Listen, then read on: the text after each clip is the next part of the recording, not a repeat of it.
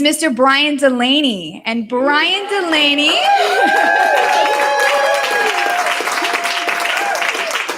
we are very excited to have him.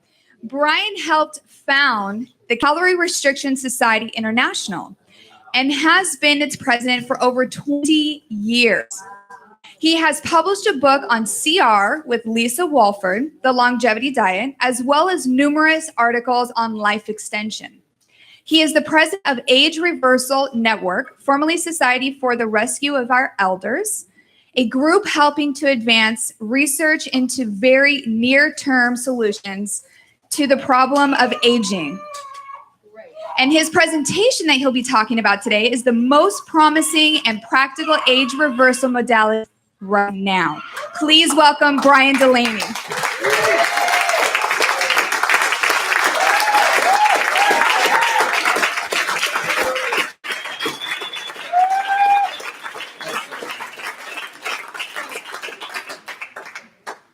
Thanks for the generous introduction. Thanks for the warm welcome, and thanks for having me present. It's actually really helpful for me to put all this together in some sort of totality. Most of my work involved, passive reading and going to conferences and absorbing information, but then these little dialogues with people around the world, sort of like platonic dialogues, whittling away at uncertainty. So it's nice to actually finally have a reason to try to put everything together into a whole. So thank you. Get my computer at the right place. So what you know, I think I'm going to have to use this without the stand for wireless technology. What Bill Falloon and I are working on with the now named Age Reversal Network, I think finally we're going to stick with a name and not change it every 3 months, is what we can do today or damn soon to actually slow aging and in certain ways actually reverse it. That's the focus. And some of these things might not be as exciting as talking about cryonics or uploading to the cloud, but it's important for us to do some of these maybe not as sexy things in order to get to the launch pad that will take us on this infinite journey. We have to sort of slog through the jungle. This is what Bill presented a mere 3 months ago at RADFest. This is the sequence of steps that will slow aging and with certain parts of the body actually reverse it. I think you all got the email indicating a little bit inclined to recommend rapamycin right now, not because it's not exciting, it's incredibly exciting, but we're not sure about what the safe doses are. A dose that is safe may not be effective, and a dose that is effective is higher and may not be safe. We're not sure about that yet. So here's what I'm going to present. Step one, which was basically mTOR, which is an important signaling molecule, inhibition via rapamycin, has been replaced by a whole bunch of different things. And then there are some modifications to steps 2 through 4, and then it's time to add gene editing, which is available now, amazingly enough. That even a basic non-anti-aging doctor will recommend. There they are, and they're kind of boring, but they're important, and they can actually do a lot. Just eat vegetables. It's amazing what kind of effect that can have. And we all know about most of these other ones. Strength training has a unique benefit that was recently discovered on the brain. It can actually improve a certain aspect of brain health that aerobic exercise is good to improve. Sort of executive function, whereas exercise helps with analytic skills. The bottom 3 can be grouped together as basically I connect them all to living in a purpose-oriented community as opposed to a society. German sociologists used to talk about this, that a Gesellschaft society is just a couple people or a whole bunch of people just randomly thrown together. A community is people who have something, a Gemeinschaft, gemein, something in common, and that's really what People Unlimited is. And if what you have in common is a purpose as important as living forever, that is the ultimate community. So living in a community helps you better individually with your individual psychology, helps you feel connected to people and gives your life meaning. And it makes evolutionarily, of course, and it's probably mediated via hormones like oxytocin. Higher oxytocin levels when you're connected to people will help you live longer. One quick example example of what you can do with these lifestyle factors is this the Bredesen protocol, where dementia was actually reversed, which is amazing. There was another news item about 2 months ago from Grifols, a Spanish company, where they used plasma exchange to slow the progression of Alzheimer's by 60%. And people thought that was big news. All right, it's great. 60% is better than slowing it by 40%. But they didn't stop it, and they certainly didn't reverse it. This, with simply lifestyle factors, a couple supplements, ashwagandha, a few of the things, could actually reverse dementia. So these boring steps are actually very powerful. But the most important lifestyle factor is rigorous dietary restriction. It trumps all those other things. By the way, we're calling it dietary restriction and not calorie restriction now, because it's not clear that it's the calories that need to be reduced to get the benefit. It could be protein, either one. And so many of us got excited about dietary restriction because of Roy Walford's assumption, which may not be correct, that you could translate the percentage gains in mice to humans. It turns out that's probably not true, unfortunately. His book, The 120-Year Diet, he wanted to call it the 160-year diet, and his publisher said, no, that's absurd. No one will believe that. The publisher was right, probably. We know now from the non-human primate studies that CR will have benefits, but you can't diet your way to 160, alas. And it's not so fun, I have to admit. For years, as president of the CR Society, I advocated that people at least consider the science and consider trying the diet. I would never want to tell someone to change their life if they don't want to, but I would say, look at the science. This is potentially doable, and you can live a lot longer. It is doable, but there's some downsides. Some of these, the bone loss, you lose weight. The bone is a living tissue. It doesn't need to be as thick to support lower body weight, so that might not be a pathology. It might be perfectly natural. For me, the biggest problem was actually, I'm not on CR now. People don't realize that, but I'm naturally thin. Being on CR, I felt amazing. And then I would look in the mirror and I would see this Auschwitz survivor staring back at me. And that cognitive dissonance it's vain, I admit, but after a while, it kind of wore me down. The hunger was actually not a problem for me, although when the woman I was living with read about rodents needing to be caged individually so that they wouldn't eat each other, she didn't sleep too well for a few nights after that. If I have time, I want to talk about the alternate forms of dietary restriction, like intermittent fasting, the 5-2 diet, Walter Longo's fasting mimicking diet, because then you can get maybe certainly many of the benefits of traditional dietary restriction without too many of the downsides. And I also want to point out that if you want to try the rigorous CR, you don't have to think, do I keep eating normally, or do I have this horribly boring diet of a low amount of food and become a functional eunuch and be hungry and cold all the time? There is a threshold effect with dietary restriction. It's not quite linear, but you can go and say, eat until you're 80% full, and you will get some benefit.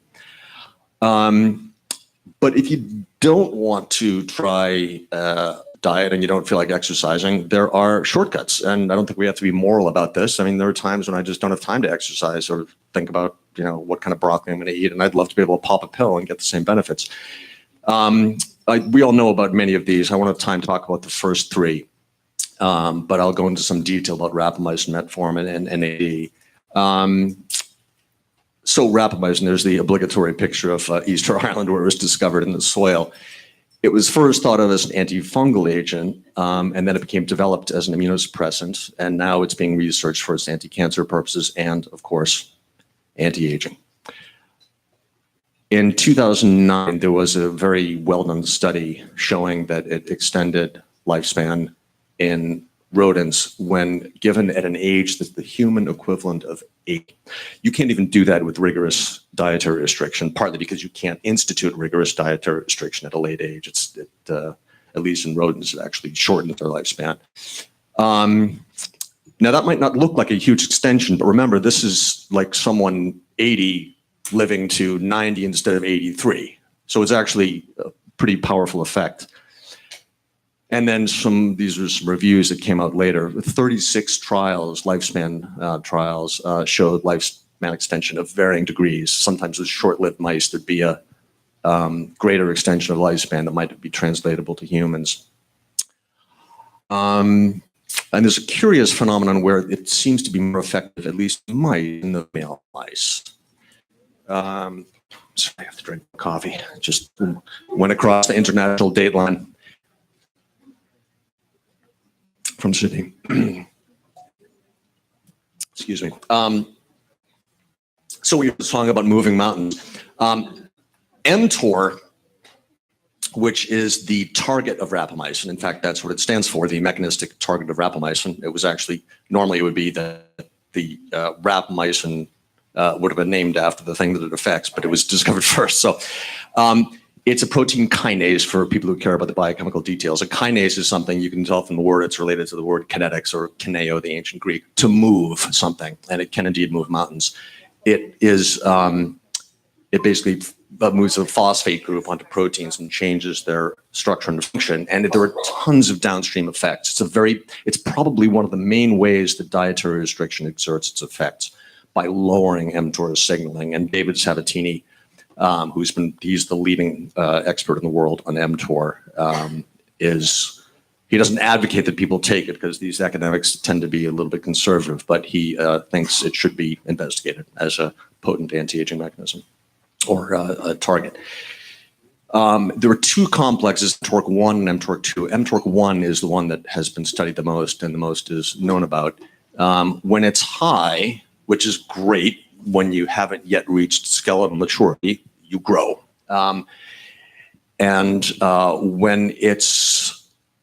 When you're an adult, you don't want it high because your body is sort of active and burning up energy. It's like driving a car too fast. It's getting damaged. So that's when you want to sort of slow down the mTORC1 signaling. The effective, and I can use the laser pointer if I can remember which button it is. I think it was this one, yes. Autophagy, it should be pronounced autophagy. It would make it more clear what it means. This is basically the self-eating, but not self-suicide. It's the cells eating up of its internal components when they're damaged and they get replaced with healthy components. That's probably the most important function of lowered mTOR and in particular, the complex 1.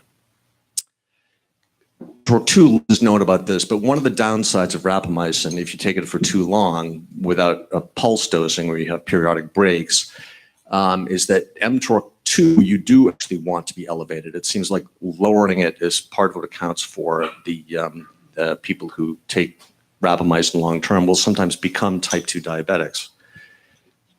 All right, I think I'm going to have to move a little more quickly here. So part of the problem is, and the reason that we're not so excited about rapamycin to actually advocate it right now is that the doses used in the mice were huge, and the human equivalent doses would probably be toxic. We have to test that. But one caveat to that is that Matt Cabrine's study in canines used much lower human equivalent doses, something like the dose that a lot of people are using, which is 5 milligrams per week. He had actually two doses, one that translates to about 5.8 and the other is twice that. Both had positive effects on the endpoint that he looked at, which was cardiac ejection fraction in these elderly dogs. And the owners said that they were happier and ran around more. So that's the problem. I'm going to have to skip through this. So there are some problems with rapamycin. The positive things are these studies show health benefits, lifespan benefits, and you can start it at old age, which is not true of many other life extension regimens. And it's easy to just pop a pill once a week. And the downsides are these untested higher doses that we think might be needed. But lots of research is underway. Bill is funding, helping to fund another study at a higher dose. So we'll know more in 6-8 months. Metformin is another lifestyle mimetic, as I'm calling them, or dietary restriction mimetic, that I was never too excited about because it's the one that is most directly a mimetic of calorie restriction, because it basically breaks cellular respiration, the energy production of the cell. And if you're eating very little, you don't need it broken because it's already minimized. But I looked at some of the studies in preparation for this talk and realized it's pretty amazing. The studies in mice show that it increases lifespan, all kinds of markers of frailty go down. The studies in humans, I think, are hard to interpret, where you compare diabetics on metformin versus diabetics on other medications. You do see the ones on metformin do better, but there are other potentially conflating factors. So I'd like to see the large human trial completed or started. They're still trying to get funding. So if you wanted to choose between metformin and rapamycin, I'm at this point inclined to say choose metformin. In particular, if you eat a lot of carbohydrates or if you have problems with glucose control. I always have some metformin with me. So if I eat a very low carb diet, in the event that I am at a dinner like I was in Europe, where I am forced, can't really say that, it's usually wine is the form of the carbohydrates that I kind of accidentally consume. So I am forced to drink 2, 3, or actually when I was in Geneva, more like 4 or 5 glasses of wine. That's a lot of carbohydrates.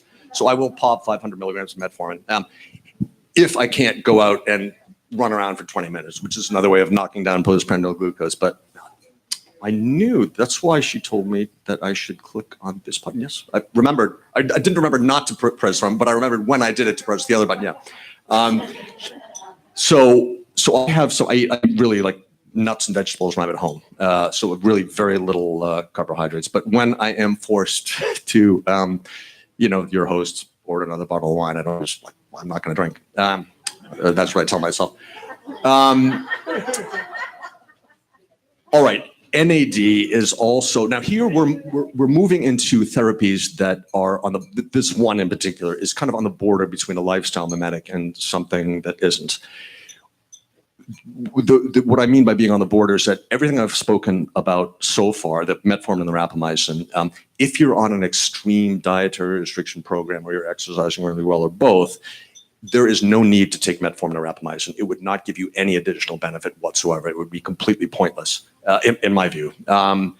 Whereas NAD, I actually think and I haven't had them measured, but I'm pretty sure my NAD levels are a little bit higher than they normally would be for someone my age because of my dietary history. And that might explain why when I got NAD infusions, I didn't experience this miraculous benefit that everyone talked about. Actually, Tom and I were talking about one benefit that people report that I did get, which is a sort of odd thing. Listening to music, the music was somehow more intense. Like really markedly more intense. Could be ABBA, could be Beethoven. I was driving back from my first infusion and ABBA was playing. I was like, God, this is so amazing. So there was something changed in my brain. I don't know. So we have lots of benefits of high NAD levels. I didn't put on, ABBA becomes wonderful, but that's another one.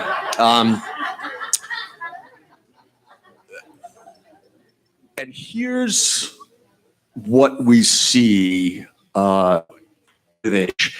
It's actually not a linear decrease. It's sort of when you get to be, my age in your 50s, then it starts to, your NAD levels drop precipitously. And we assume that's a bad thing.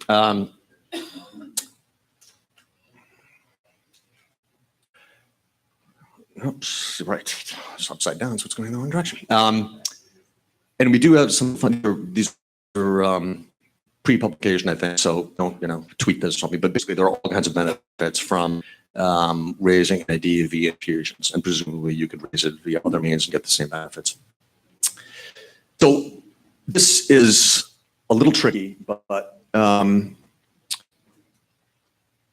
when we can test baseline levels of NAD, which we will be able to, I'm told, within a month or two. It'll be a consumer test. It'll be maybe $150, maybe $190, something like that. That's the best way to start with anything. I mean, ideally, all these things we're trying to change. It'll be like vitamin D. You get your levels tested. If it's too low, take more. Hang out again, hang out naked in the sun. Whatever it takes. But you can assume if you're in your 50s or older that your levels need to be raised. You can do that via infusions. I'm going to have to put this information on the web because I don't have time to go through all this in detail. We have some new ways of raising it, including these sublingual tablets of not a precursor, but NAD itself.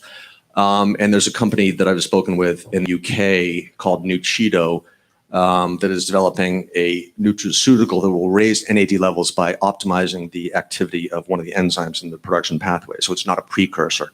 It's the NAMPT, which is one of the enzymes that becomes much less functional with age. And then dietary restriction raises levels, and there's a new study showing that a ketogenic diet will raise levels. So, and then try to maintain them once your levels go up with one of the examples, one of these, and then retest, just like with vitamin D. If you're being treated for cancer, you don't want to have NAD levels really high because it's basically working against the chemotherapy radiation, which is hurting the cancer by damaging the DNA, and NAD will help you repair all the DNA in your body, including that of the cancer cells. Unfortunately, there's no research really, essentially, on combining these different lifestyle mimetics, which is really why I talk about this slog through the jungle to get to the launch pad to go on our infinite journey. It is a slog through the jungle of research because there's just, I mean, just think about all the supplements many of us take. There aren't even studies, aside from one study with vitamin E, C, and beta carotene, and a few others. I mean, just combining 20 of these things, these studies don't exist. But we can make a couple of good guesses. Resveratrol plus NAD would be a good choice because resveratrol needs NAD to do what it does. And rapamycin, if you're going to take it long term and you're not pulse dosing and you start to see your blood glucose becoming dysregulated, metformin will solve that problem. All right, the most important age management treatment available today, I would say, is what we're now calling senotherapy. So that includes senolytics and xenomorphics. Senescent cells are bad news. They may have some function during growth and wound, otherwise they will shorten your life. And the really horrible thing about senescent cells is that not only will they cause, this study is really scary. I mean, just imagine these healthy young mice, you put a tiny number of these senescent cells into them, and they really become physically lethal. But the scary thing is this, that it actually spreads its pathology, like these TV shows would have called it, walking or watch TV, but the zombies will make non-zombies into zombies. I mean, it's scary. I think of this by way of analogy with this guy, Alexander Litvinenko, the Russian spy who defected to the UK and was poisoned with polonium. And when I read that story, I remember thinking, God, how horrible that must feel. You've got just this tiny number of little molecules you can't remove, and they are killing you. That's what's as scary as that feels. That's what we should feel about senescent cells. We get rid of it, and we can. We probably have all heard about senolytics, where it comes from, to lyse old cells. Technically, it's not lysis. It's actually they're inducing the cells to undergo apoptosis. Or xenomorphics, which is a milder way and probably safer way of dealing with senescent cells. The bottom four, glucocorticoids you wouldn't want to take, just putting those in as to make the list complete. But the top four all have xenomorphic effects. This has been studied, where the secretome, the secret profile of senescent cells, becomes less damaging. Basically, these inflammatory molecules are excreted to a lesser degree. Senolytics, we've all heard about dasatinib and quercetin. Piperlongumine looks really promising. I don't know why no one is researching it. They will soon. Fisetin was in the news recently. Fruit, especially strawberries, but you'd have to eat a huge bushel to get enough to have a senolytic effect. This team, Lord Niedenhofer and Paul Robbins, they were at the Scripps in Florida. Now they're at the University of Minnesota, along with James Kirkland, the world expert in senolytics and senescent cells, discovered Fisetin as a potent senolytic. They basically did an assay of a bunch of substances and looked at the black bars is the number of cells left after they applied the senolytic agent, and the red bar is the number of senescent cells. So you want a high black bar because you don't want something that kills healthy cells, and you want a low red bar. So that's basically the Fisetin came out, way above the others. Kirkland was actually pretty good too. And in their study, they also gave it to mice, and they lived longer. So it works in mice. And what I love about this team is they said they're not going to make profit from this. It's not patentable. They said, let's do some human studies. These are kind of, dusty academics, but they really want to help people. So they immediately started 3 studies. And if you want to try this and you want to follow the protocol in their studies, I will say I'm going to take 30 milligrams per kilogram of body weight. I think they kind of conservatively translated the dose that was effective in mice. And Fisetin is so safe. I don't want to recommend anyone do any of the crazy things I do, but I'm going to take 30 milligrams per kilogram of body weight. There were 2 different protocols. One involves doing that. So you weigh 165 pounds, you take 1,500 milligrams on, let's say, a Monday. Do it again on a Tuesday. That's one protocol, and then stop for many months. The other is do that Monday, then Tuesday, wait a month, and repeat it. Those are the 2 different protocols they were testing. Now, some cautions that I think should be noted. It hasn't bothered me, but we need more trials, of course. There could be off-target effects, but not in cells like that you can't replace, like neurons, because the mechanism by which these drugs work wouldn't affect neurons. And there's some evidence that senescent cells that you need some, but you're not going to get rid of all of them with these agents. You're going to get rid of 30% maybe. You need some maybe for wound healing, maybe. And then, of course, there's a possibility that we might be able to desenesce senescent cells. There was kind of a cool study that shows embryonic senescent cells, which are different from the adult ones, can re-enter the cell cycle. So at some point, if you want to be really conservative, you can wait until we can do that. But that's probably going to be a long wait. So I would say practice xenoprevention, which is dietary restriction, healthy lifestyle, anti-aging in general. If you're sort of 40, 45, somewhere around there, you could wait. Or try Fisetin, which is really safe. If you're above that age cutoff or don't want to be hyper cautious, you could try Tazobactam and quercetin and then Fisetin. But any senolytic treatment should have a break of maybe at least 3 or 4 months until you do the next one. Now we move on to living medicine. Where are we with time, by the way? Is it okay? 20 minutes yet or no? Okay, that's good. Wow, amazing. So I'm speaking more quickly than I thought I would. That's me getting something done that was really painful, as you can imagine. I'll talk about that in a moment.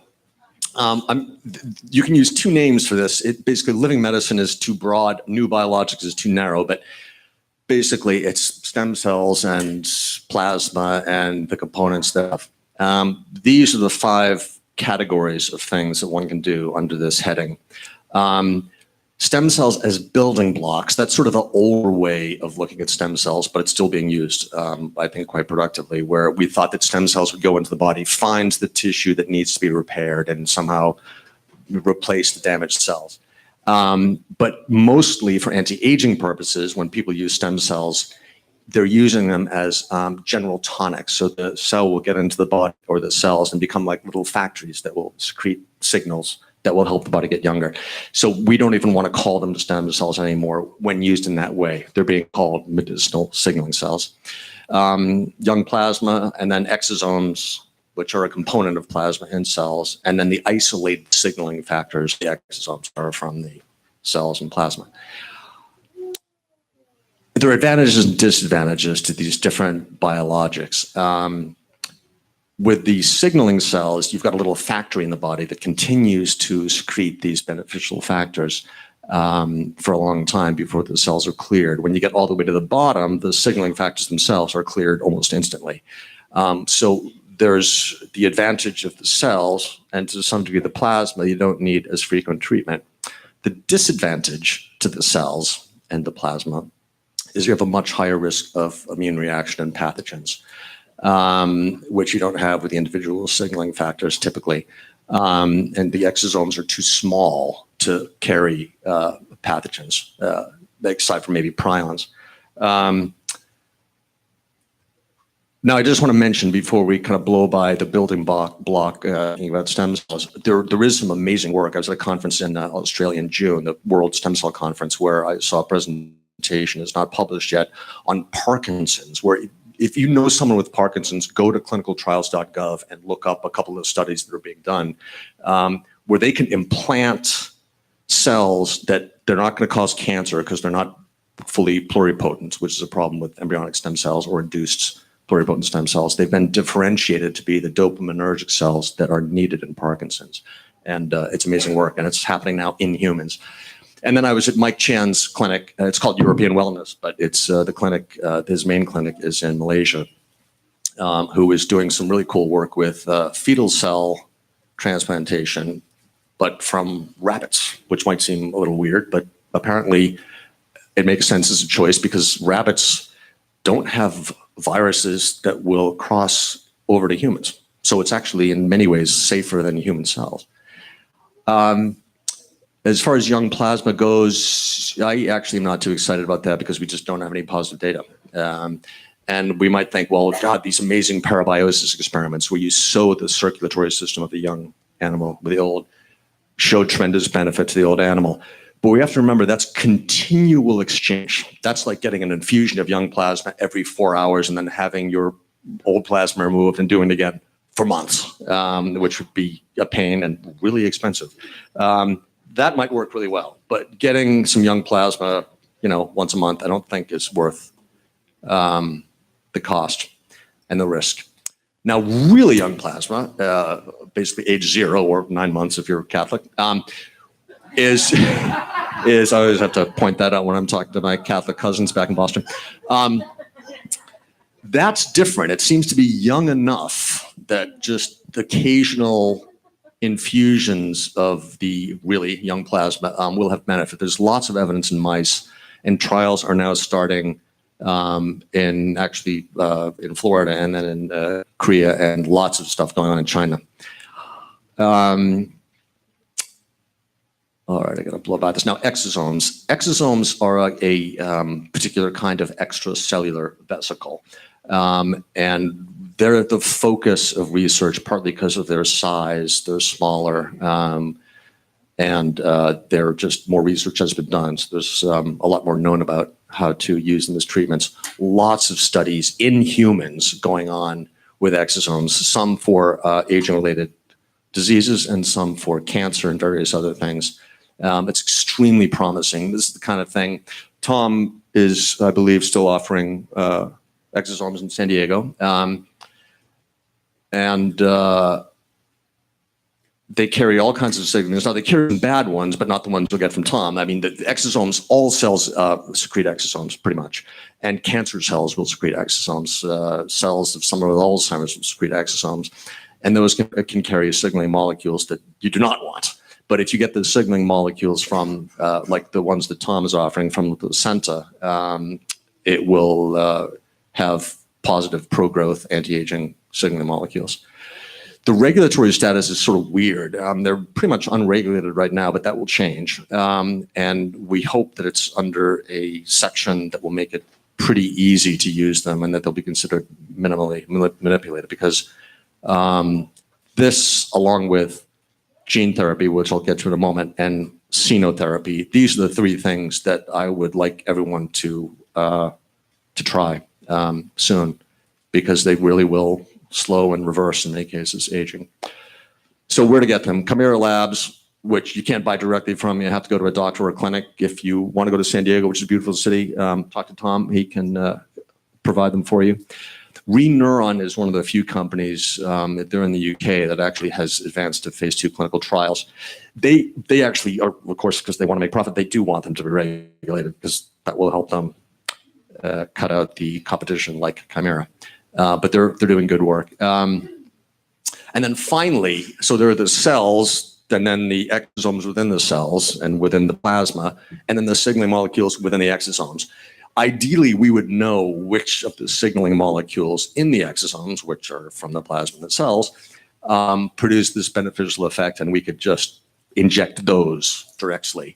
Oxytocin is one of them. Now, of course, you can just get a back rub and get some, or give a back rub as well, actually. You can get just as much oxytocin, it turns out.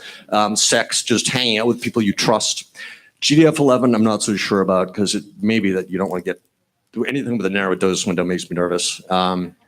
And then there's a company called Novamax. You can Google them. They have a exosome contents that it's a very well-established company. They've been in business for a long time.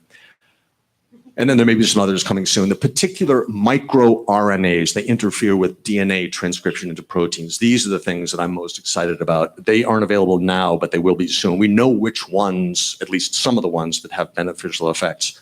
And it's just a question of producing them or isolating them and making them available. So now, medicinal signaling cells.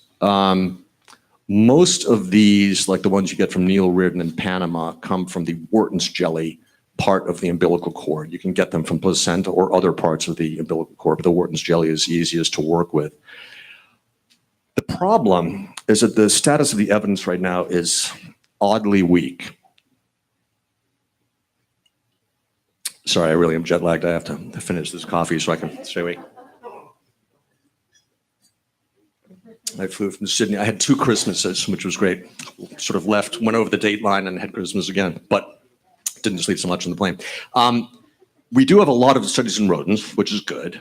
And we have these case reports in humans for non-aging related conditions like Duchenne's muscular dystrophy, autism, but we have essentially no human clinical trials. There's really one exception in the US, which is Longeveron.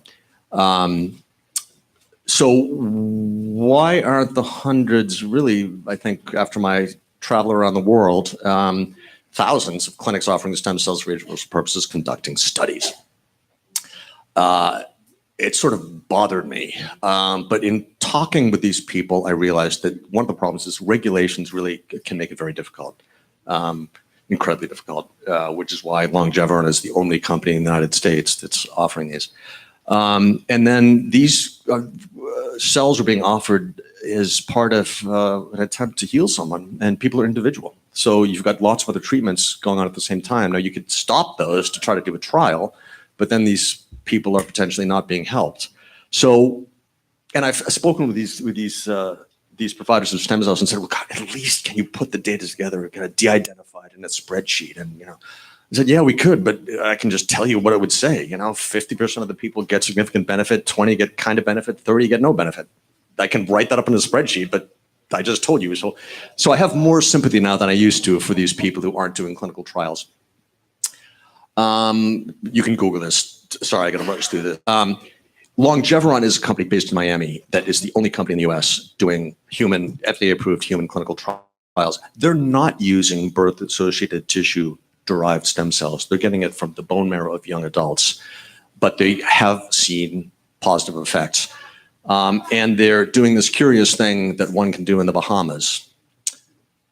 You can kind of bypass phase 2 and 3 and get a conditional approval as long as you gather data and you pay. So it's for people who don't want to have the sort of coin toss risk of being in the placebo group for these 2 phase 2 trials, you can go to the Bahamas, pay, and you will get the cells. This is the name of their program, which is one of the most forced acronyms I have ever seen. I don't know how it's like, we really wanted to call it after the god of, potency and strength. Let's see, where's the C? Okay, we've got an R. Anyway, in that trial, they saw benefits in adults. There's just 3 that they emphasized in their conclusion. There are all kinds of benefits.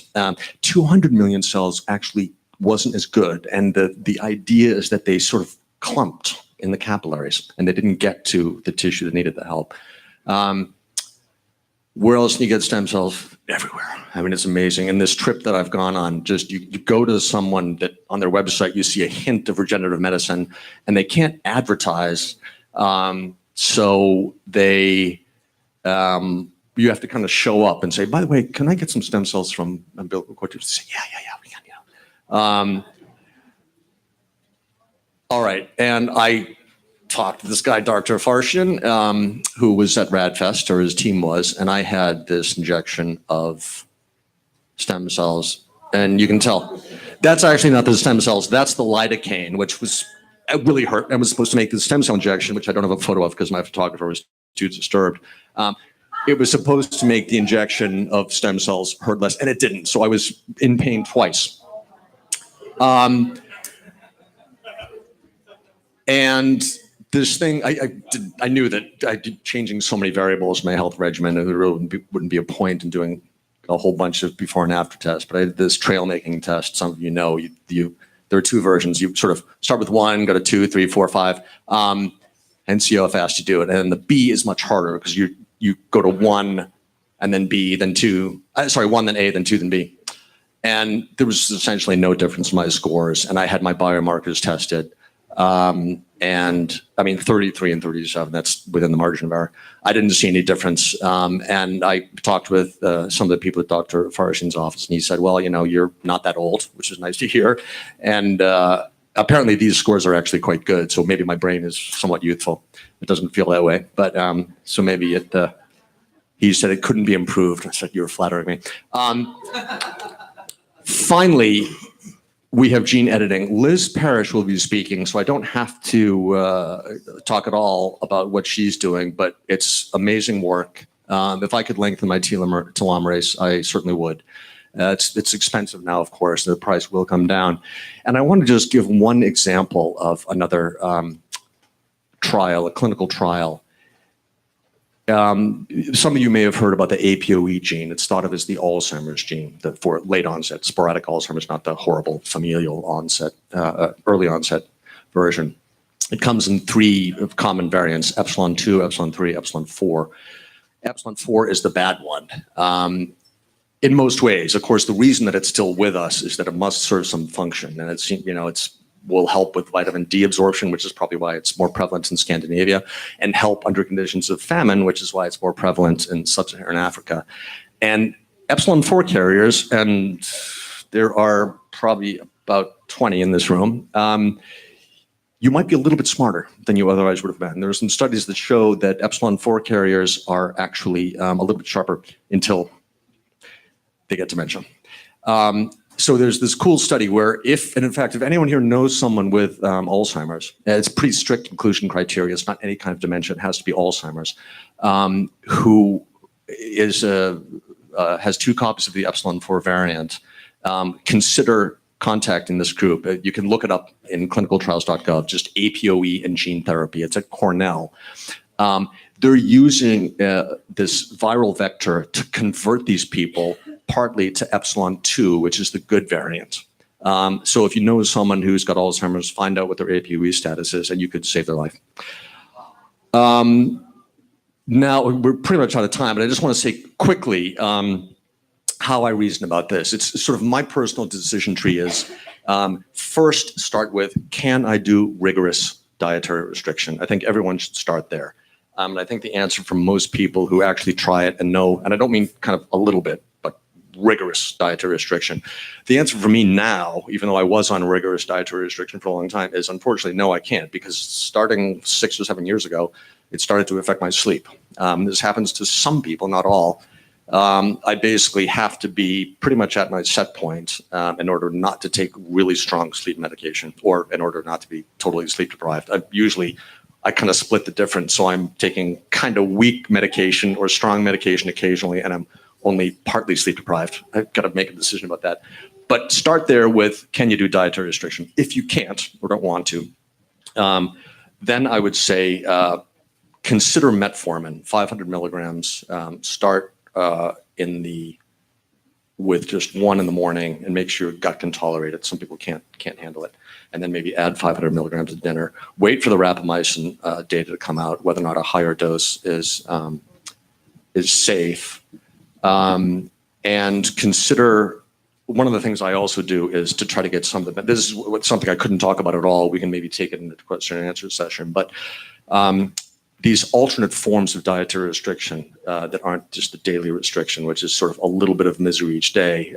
If you don't like dietary restriction, you can fast periodically. There are lots of variants of this. There's the 5-2 diet, where 2 days a week you're fasting, or nearly fasting. You eat a couple hundred calories of salad.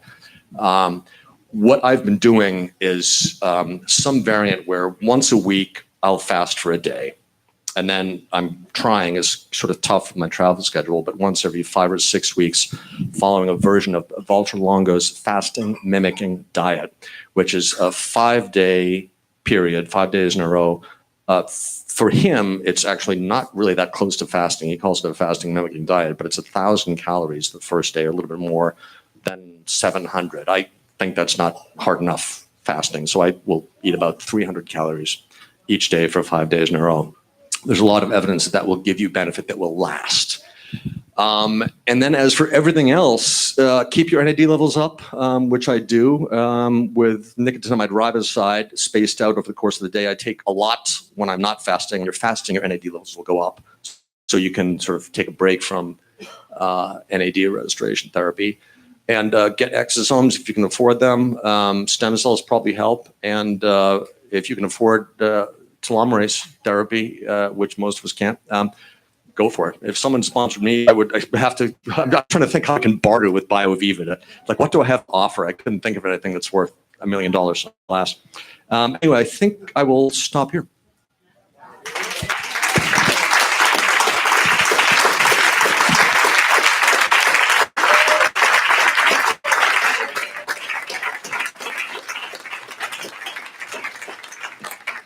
Thank you so much, Brian. We really appreciate that. So we're open for questions for the next couple minutes here.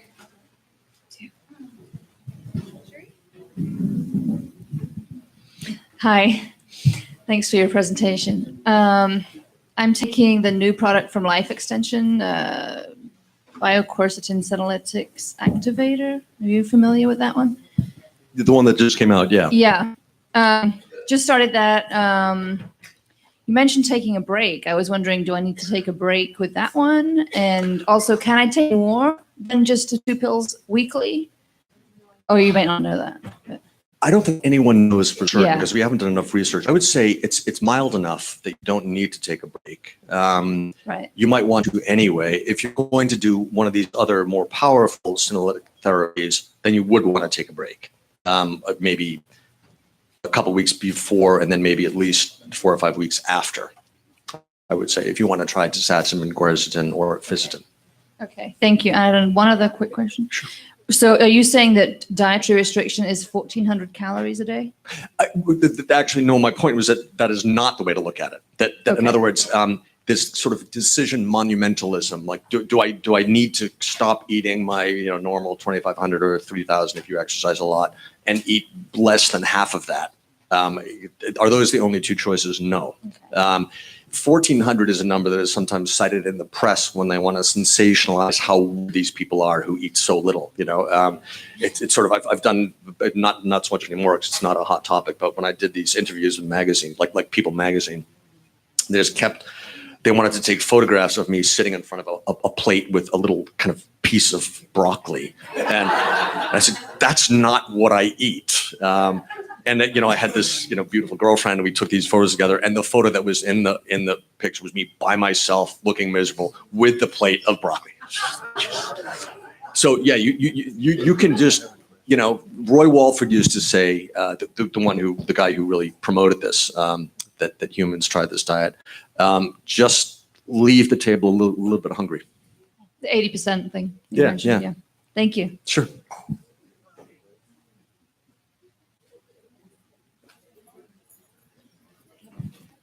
Hi, Brian. Glad you're here with us. Thanks. In terms of NAD+, what's the current update regarding effectiveness, patches, infusion? What we now think is that with the right number of patches, it's identical. It's basically now how many patches you need to get the equivalent dose, we're not certain about. At first, we were thinking that the efficiency of the patches was about 50%.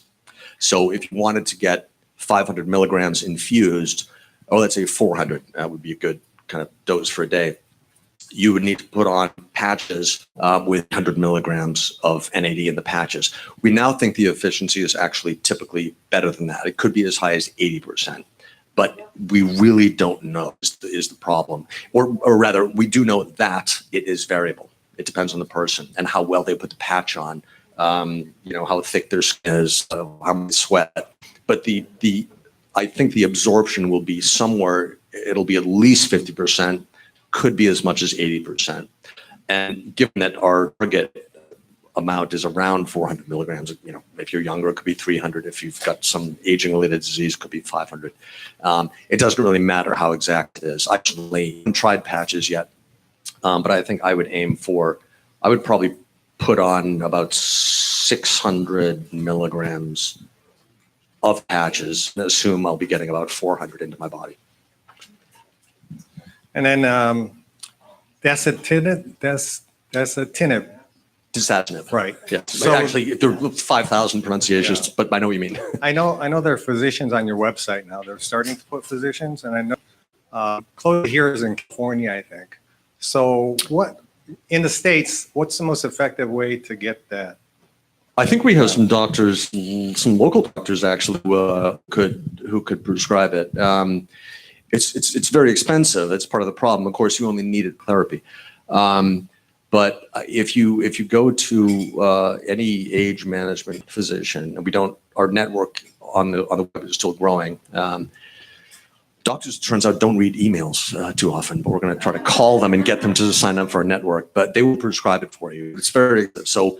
What a lot of people are doing is ordering it offshore, a sort of large amount, and then splitting it with their friends, which I should note is not. But that's what people are doing. Just reporting the facts, not. In the U.S., normal kind of prescription amount. I mean, it could be like $1,000. Yeah. But actually, I should say you can get it at International Aging Systems, if not now, soon. They will have it at a much lower rate, and it's very easy. I've ordered things from them. I've ordered rapamycin from them. You might think it's going to get stopped at customs, but and it will be if you're ordering from some countries in Europe. But in the U.S., I've never heard of anyone having a problem ordering from them. Go to anti-aging.clinic or IAS. Yeah, just Google it. IAS anti-aging. Find their website. If it's not available now, it will be soon. Here's a question. Brian, hi. Thanks for coming. I know Liz is coming, but I'd love to hear from you just very briefly what you foresee for gene therapy in the next 5-10 years, and also biomarkers. What's it for us? What are we going to be seeing with evolution of biomarkers for age reversal? I'll take the second question first. I think biomarkers are incredibly important, and the ones we have now are actually pretty good. Just basic inflammatory markers, markers of. It's funny, people talk about aging markers, but really we should separate biomarkers of rate of aging from biomarkers of age, right? Because you can like fasting glucose would be a good biomarker of rate of aging, but I can change my diet and radically alter my fasting glucose. That doesn't mean that I've become radically younger, but it probably means that I'm aging at a slower rate. Anyway, we have lots of biomarkers now that are really helpful. What I see as most valuable I would put into two categories. One that people don't talk about too much are inflammatory markers. There are a whole bunch of companies coming up with suites of tests of inflammatory markers that probably correlate quite tightly with your age and also confusingly with your rate of aging, but that's okay. But the UCLA has a panel, for example, and I think Life Extension will be developing one soon. And then the thing that the other category would be DNA methylation. That's what lots of people are talking about. There's a company called Zymo Research that offers a direct-to-consumer test. And it's based on the work of this guy, Stephen Horvath at UCLA. I would say that's coming and not here. I've met the people at Zymo. I've met Stephen Horvath. They're doing great work. And Zymo does have this test, and it is useful. But the reason that I say with kind of gently, critically, that we haven't quite arrived is because we still don't know which selection of these sites along your DNA that can become methylated. Sorry, I don't know how much people know about this, but basically methylation testing is looking at whether or not there are methyl groups stuck to the DNA, preventing it from expressing itself. And the pattern of methylation groups changes with age. And there are a couple million different potential sites where these methylation groups can get stuck. And the tests that have been developed are in flux. So it's kind of tricky to do before and after testing when you go to Stephen Horvath and say, hey, now I've done my analytic therapy, I want an after test. It says, oh, well, I don't have the one you took before available anymore. So I think we're not quite there yet, but I think that's going to be a really powerful way to measure the biological age, and that will be age, not rate of age. Over here, Brian. Yes. Going back to NAD a second, there is oral products like niacin and nicotinamide riboside. I'm not. I don't quite understand how they relate to DNA, whether they're part, whether it is DNA, whether they stimulate DNA. I'm wondering if you could NAD. Sorry. Could clarify that a little bit. What are these compounds and how do they relate to D? Well, the precursors will become NAD. They're basically the vitamin B3 complex. It's an essential vitamin complex because that's how we make NAD typically. There's also a recovery mechanism where the body can make some from junk lying around. So the precursors are effective because they provide the raw material to make NAD. They're not as effective as we would want, not as effective as infusions or patches or intramuscular injections or any direct way of getting NAD to the body, because the enzymes that make the DNA from these precursors get saturated. So we probably can't do more than maybe double-ish. Maybe you can increase the levels by 2.5, something like that, with at least nicotinamide riboside. That's been studied. I don't know about NMN, but it's probably about the same. That's why I'm excited about this company called New Cheeto. They're in Newcastle because they have a way. They haven't done a lot of the studies yet, but the people in the company kind of dosed themselves, and before and after measurement, the levels went up by a factor of 3. And it seems like that's in particular because they're the nutraceutical targets, the one enzyme that becomes much less effective with age. So I think that, keep an eye on them. New Cheeto, they're called, it's a weird name, NUCHIDO. Hey, Brian, I have a question for you. Yeah. Are you still advocating use of metformin even in cases of let's say over 50, even if a person's fit and doesn't have, blood sugar issues? I will say that, Bill Falloon and I agree on essentially everything. And when we disagree, eventually we realize that the other person's wrong. Usually I feel like I'm wrong, but this is what, because he's been doing this since he was like a teen or something. He's 60, whatever, he's 64 now. He really knows what he's talking about. He would say, yes, pretty much everyone should take metformin except if you're on really extreme dietary restriction, or like I keep saying I'm going to do, well, somehow I'm managing not to do it, which is to have some alternative form of doing DR, like this kind of rigorous fasting, which I'm kind of doing. We'll see. If you see me eating a lot in the next, before Friday at dinner time, that means I have failed yet again to go a full 5 days. But I'm not convinced. Bill and I will have to talk about this. I think someone who's really fit, certainly I think Bill would agree with this. If you're on extreme dietary restriction or you're following a rigorous fasting program, so you're eating normally for a few weeks and then really fasting pretty hard for five days, then I think metformin would be pointless, unless during the non-fasting period, like me, you're forced to drink a bunch of wine or pasta or something. Then, take 500 milligrams, or they also come in, I think, 845 or something. But otherwise, the mice research is really convincing, but it sometimes doesn't translate to humans. And one other caveat about metformin, I should say, by the way, and one of the things that's helpful in actually just talking to doctors who have experienced what's like for patients to take these things. Elderly patients who take metformin sometimes get a little run down because it does break energy production in the cell. And so just like someone 80 who went on calorie restriction, they would maybe just feel a little run down. So Bill says yes, and you don't say yes. I would say I'm not. I would not say yes. I would say I don't know. Okay. more Foreman. Well, what are you looking for in terms of like blood glucose levels? Is there something that you're looking for when you're taking it? Make sure your target. Well, people in the CR Society have always said the lower the better, as long as you don't have symptoms of hypoglycemia, which is that you're kind of tired and run down. There are people when I was on really extreme CR, my fasting glucose in the morning was in the high 50s. And I'm great. But I would say that shouldn't be a goal for normal people. I think, because most people do, in the high 80s or low 90s, but low 80s is good.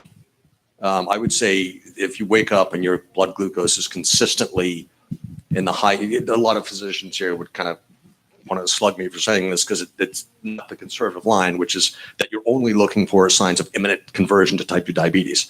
We're looking for signs of not dying and blood glucose low and your whole glucoregulatory system functional. So I would say anything above low 80s is worth targeting.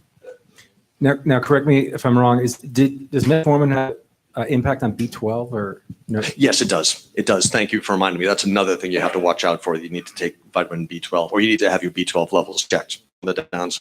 And one last question. Sure. Sorry, berberine. Is that still second to metformin?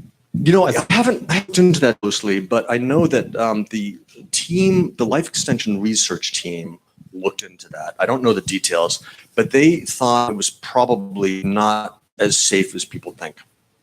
I don't have any other details, and sorry, I can look that up though. That's a really good question. Hey Brian, I have a question. I got my thing done, and it came out that I shouldn't be taking metformin. And do you know anything? One of the methylation genes that. Yeah, it was one of like a raw data that I inputted into a system that. Right, but do you remember which gene it was? No. It was probably one of the methylation genes that related to folate metabolism. I would assume. Yeah, I wouldn't know. We have had people report that and did it mention homocysteine? I can't remember. Well, it probably did. I think I know what you're talking about. That basically I can look it up and maybe check with later. Well, some people have certain genes, a genetic variant that affects folate metabolism. When they take metformin, it was speculated, and now we have 3 people who have reported to us that the speculation has proved correct. It's only 3 people, but that homocysteine levels will go up when you take. Not a good thing. We had this guy whose homocysteine level was like 8, which is, ideally it should be even lower, but that's pretty damn good. So it was clearly the metformin, that for him anyway, and he had one of these genetic variants. Is there a practical way to see that, or to just be tested? That would be the only way to see it. Yeah, I would say be tested. These, ideally all these things would be a lot less expensive, and just do this and get it every week. Ideally we would have our own lab. That's something we should try to make happen. It'd be great. I don't know, regulatorily it would be tricky in the US, but we can maybe do it out in the desert somewhere. It would just be so handy. Just wake up. I want to test my homocysteine levels today, and I've got to go online, LabCorp, pay the whatever, $100 and wait 2 days for the appointments. Anyway, but yeah, test. That's the way to check. Brian, I have a quick question.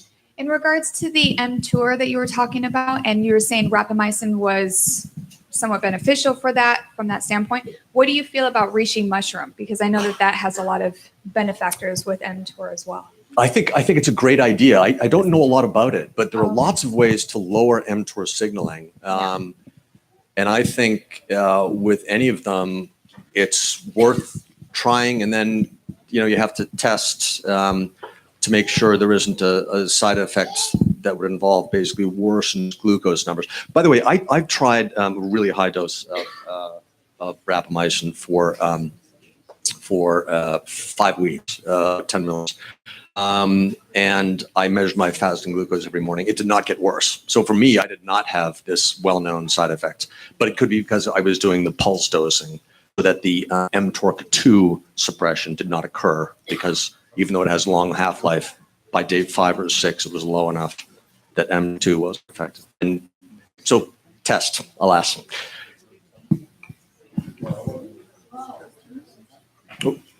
Why?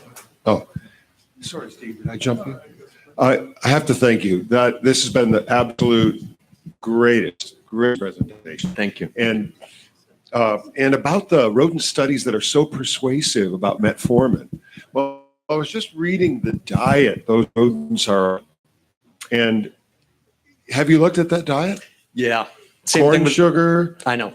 other sugar, casein powder. I mean, they're on the stupid American diet amplified by 10. So it's no wonder they get benefits. But what about those of us who are, already ketogenic? That is my thinking exactly. By the way, I've never heard for sad, stupid. That's better than It's better than standard American diet. Yeah. Stupid American's great. Dr. Ken Berry coined that term. Okay, I love that. That can be said of the famous resveratrol study that showed that mice eat junk food live longer when they take resveratrol. But what about mice not eating junk food? Problem. Oddly enough, you have to do a mouse study. You've got a certain budget. You can try to construct a healthy diet for the mice, or you can buy. It's actually made by Purina. They make cat chow, they make rat chow and mice chow. So it keeps the budget low, and you buy this stuff, and typically it'll have a lot of sugar. I mean, it's just unbelievable. It's a little tricky because they tend to eat more carbohydrates than we do. So, but yeah, for that very reason that that and the fact that the human data is mostly from diabetics, not healthy people, that I'm not gung-ho about metformin.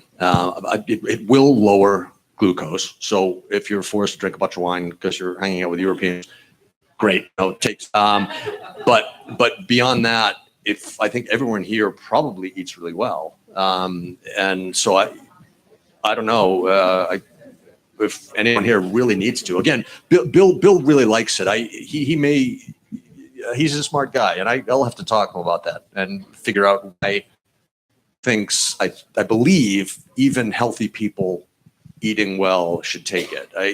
I'm not convinced. Hey, Brian. Good to see you. Good to see you. You talked about some of the different fasting diets.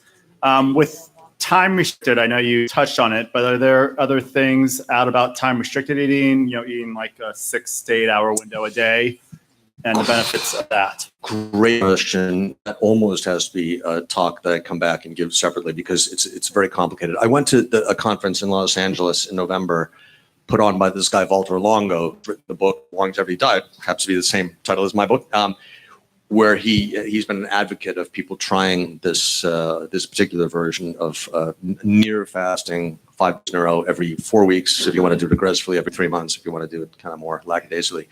So we put on this whole conference where the various types, basically one I've ever heard of restricted eating were discussed.